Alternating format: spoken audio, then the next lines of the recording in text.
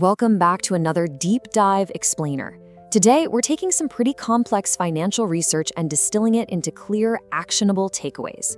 We're unpacking a really fascinating story right from the heart of India's renewable energy sector. We are looking at Vikram Solar. This is a company that has literally experienced everything, from massive operational whiplash to incredible stock market volatility, all while trying to navigate this tightening, constantly shifting web of government regulations. But real quick, before we jump into the weeds, a crucial reminder. This explainer is strictly for educational purposes. We're going to let the numbers and the source material tell the story today, impartially. So no direct buy or sell recommendations here, okay? Always make sure you do your own due diligence.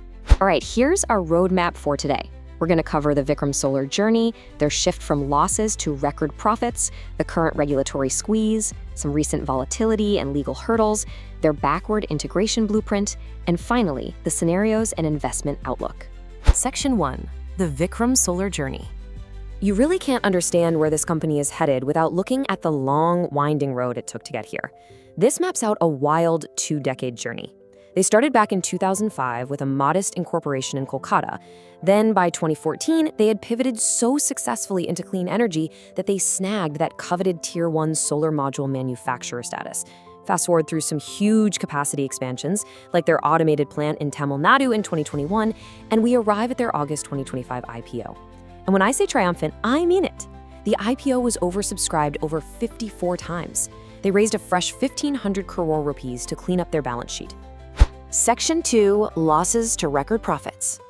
What's really wild here is the absolute financial whiplash the company experienced in just a 4-year window. Look at this contrast. Back in fiscal year 2022, Vikram Solar was bleeding. They posted a severe 63 crore rupee net loss, totally hammered by skyrocketing polysilicon prices and global supply chain bottlenecks. But then, by fiscal year 2026, a massive turnaround. They posted an all-time record net profit of over 470 crore rupees. And actually, this wasn't just luck. They did this by aggressively shifting their focus toward high-margin premium TOPCon modules, which basically capture more light and generate way more power, and they pushed their capacity utilization up to 75%. And that momentum is holding incredibly strong in real time. Just looking at their March 2026 quarterly results, you can see exactly what that looks like. We're talking about almost 22% year-over-year revenue growth. You know, it's one thing to have a single good year. It's a completely different ballgame to show consistent quarterly compounding in both your top-line sales and your bottom-line net profit. And here's the kicker. They achieved this massive operational leverage while completely scrubbing their capital structure. They are now boasting a return on capital employed, or ROCE, of nearly 26%. That means they are highly efficient at turning capital into profit. Plus, because they use those IPO proceeds to pay down debt, their debt-to-equity ratio is sitting at a phenomenally healthy 0.03. So they're essentially running a deleveraged balance sheet while aggressively scaling up. Section 3. The regulatory squeeze. Now, it hasn't all been smooth sailing. To really understand the pressure the whole sector is under, you have to look at this specific mandate. The ALMM List 2 regulation hit in June 2026. It legally requires all government-backed and net-metered solar projects to use modules assembled exclusively with domestically manufactured solar cells. Now, the overarching goal here is fantastic, right?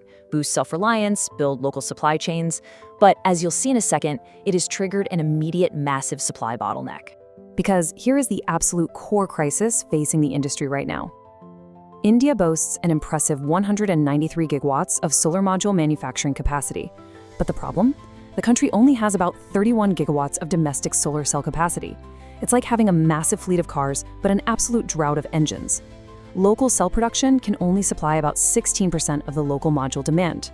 So, if you're a company that just assembles modules and relies on importing cells, you are suddenly facing a brutal margin squeeze because domestic cells are now extremely scarce and incredibly expensive. Section 4. Volatility and legal hurdles. Knowing that intense structural mismatch is out there, let's look at the stock's roller coaster ride. The company listed in August 2025 at 338 rupees per share. At the time, they were surfing this massive wave of clean energy optimism, and the market was just eager to buy in. And that momentum didn't stop. Post-listing, the stock price shot straight up to a 52-week high of nearly 408 rupees by September. Investors were heavily pricing in that massive production capacity and those record profit margins we just talked about. But then, bam, reality check. Concerns over global module oversupply, especially from international markets, combined with that brutal domestic regulatory squeeze we discussed, sent the stock crashing down over 60%.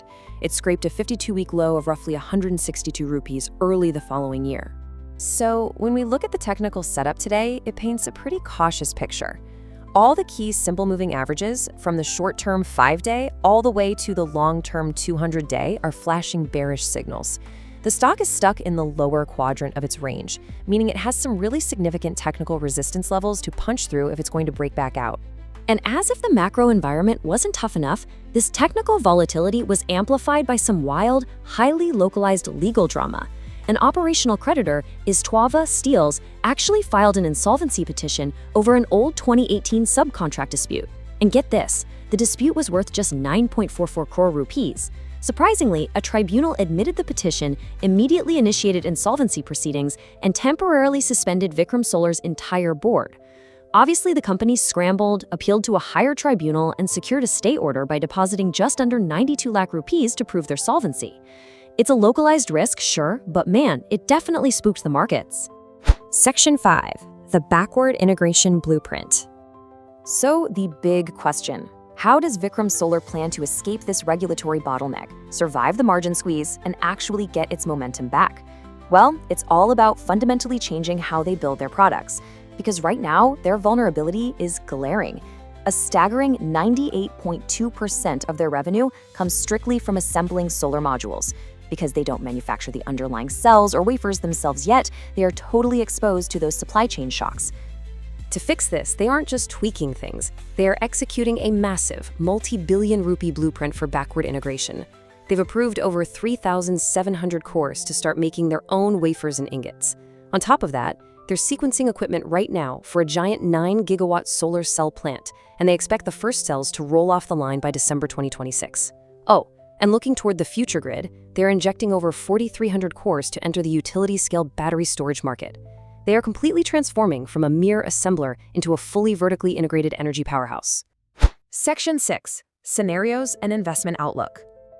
All right, we've seen the profits, the immense risks, and the aggressive expansion plans. Let's look impartially at the valuation. This discrepancy here is absolutely fascinating. Vikram is currently trading at a price-to-earnings multiple of about 14.3.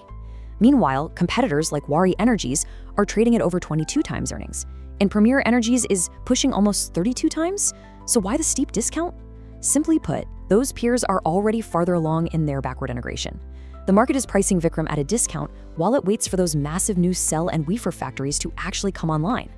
Depending on how flawlessly management can navigate those immediate legal risks and actually hit their plant commissioning deadlines, analysts have framed the 12-month outlook into 3 distinct scenarios. The base case sees a recovery back toward the 246 rupee mark, assuming steady execution.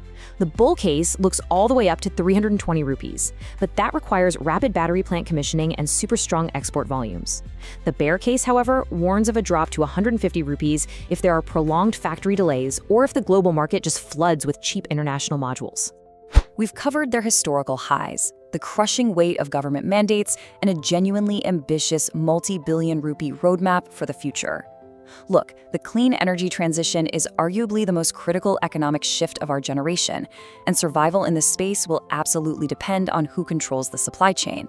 So I'll leave you with this. With the regulatory squeeze tightening globally, are mere assemblers going to become completely obsolete? And more importantly, which fully integrated powerhouse should we break down next?